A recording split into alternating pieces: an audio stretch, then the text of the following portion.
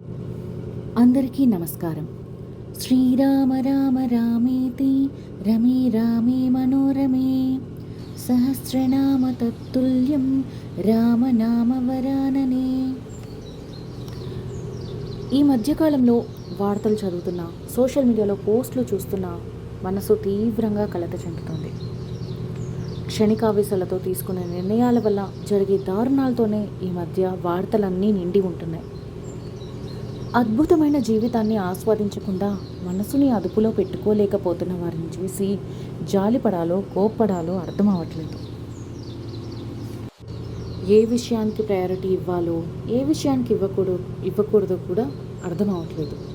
జనాలకు అతిగా ఆలోచిస్తున్నారు. అలాగే మనసును అదుపులో పెట్టుకోవాలి.